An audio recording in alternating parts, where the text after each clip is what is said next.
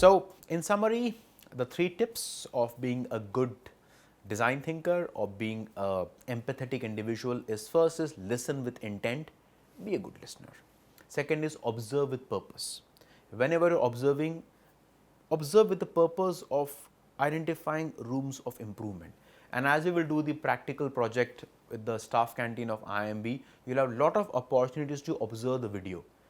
When you see the video, you have to observe that, oh, this is wrong, this is fascinating, I think this could be improved, this is good practice, we can embrace this. Because as a regular user of the canteen, I might not recognize that, but for the first time when you see this video, you will be able to instantly identify that this is offbeat, so maybe we can look at this.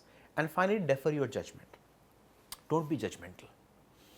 And that's what Oscar Wilde very famously said, that don't be judgmental, for every saint had a past and every sinner has a future.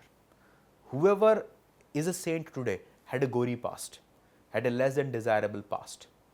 For example, Angulimal.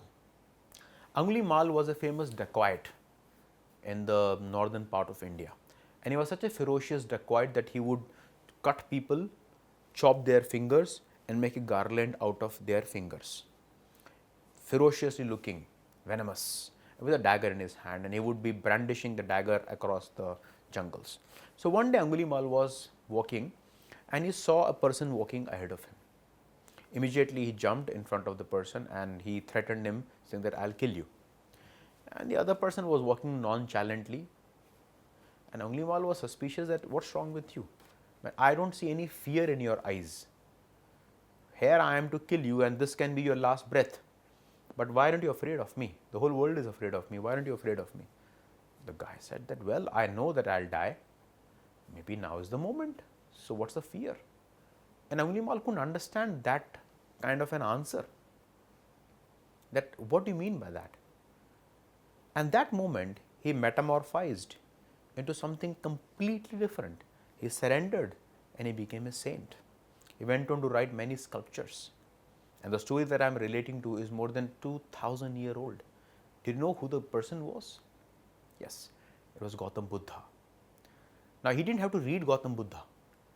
He didn't have to understand Gautam Buddha. He just met Gautam Buddha for that moment, and like the stone turns into diamond with incessant pressure, same thing happened to him. In that moment he transformed.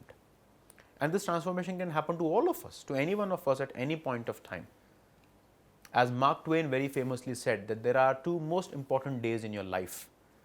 One, when you are born, and second, the day you know why you are born. And many people lead their entire life without having the day number 2. They are always trying to understand why they were born. But for Angulimal, that day came, which means that when I am judging somebody, it's a fruitless exercise. Why should I be judging him or her? It's okay. Like, you can go through this entire course with me without judging me. Believe me, by judging me, you will be learning less than by not judging me. Now, I am not saying that because I am a teacher in this particular course, but also in general, you can pretty much go through your entire life without being too judgmental about people. Now, you can ask me that, sir, without judging us, how will you evaluate us? And that's the difference here. I will still not judge you. I will evaluate your performance on that day in my subject. That's it. Not who you are. Okay? And that's the difference. And I'll give you an example before I wrap up this particular piece. So one day I was teaching in IIM Lucknow executive program. Okay? And if you ever sit in my class, you recognize that one of the rules of my class is that I don't allow people to use phones or laptops in the class. Nobody uses a laptop.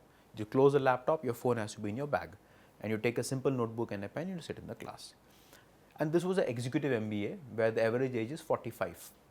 So I had 45 years of 45-year age group people sitting in my class, some 80 and 90 of them. One of the gentlemen was incessantly, continuously on the laptop, appearing very busy. So I asked him that, sir, I'm afraid you have to close the laptop. And he said, no, sir, I can't close the laptop because this is important. I said, okay, cool, then you have to leave my class. And without hesitation, he left my class. I felt a bit awkward that he left my class, simply walked right in front of me and left my class. I felt awkward, but I got my composure back and we were on with the class. At the end of the class, I stepped out for a coffee break, and right outside my class he was standing and he did this to me. You want to shake my hand. Now, should I shake his hand or not? Of course I should. Why shouldn't I shake his hand?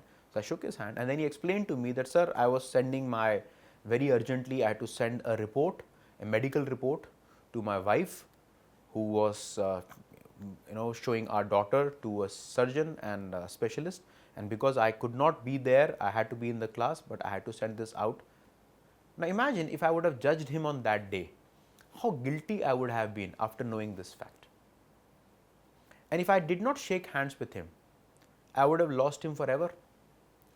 But what I need to do is I need to distinguish him from his behavior today in my class. So as long as I don't extrapolate his behavior today in my class to him as a person, I'm not being judgmental at all. So what you need to understand is that whatever behavior you experience from people, it is highly contingent on the environment in which they are at that moment of time. So if you can be non-judgmental and you can just live with it without assigning any value judgment to it, saying this is good, this is bad, this is ugly, this is not appropriate, this is not ought to happen. Just see the world as it is without putting your own value or label at it. I think you will be a far, far better thinker, far clearer thinker, and far lighter. Like if I get into a class without judging people and I come out of the class without having judged any person, I feel light. I actually feel very light. And that's the reason I'm able to operate well in the class or outside the class, because what's the point of carrying the burden of the judgment? Because in this class, if you're judging me, continuously you're judging me, he's good, this course is not as good as the last course, or maybe this course is not as good as the other course, maybe this faculty is not as good, this faculty should be. Aren't you carrying the weight of the judgment in your head? So if this is your mental capacity, you are wasting this much mental capacity just by judging me or anybody, any other faculty or any other course. Why to do that? It doesn't serve any purpose. You can always give feedback by the end of the course, but during the course, don't be judgmental. Okay? And if you can extract this insight and apply this to rest of your life, there's no point in being judgmental. So listen with intent, observe with purpose, and don't be judgmental. If you can follow these 3 practical tips, you will really be very deep empathetic. So as I turn back, we'll talk about some of the techniques of how do we engineer empathy. Thank you so much.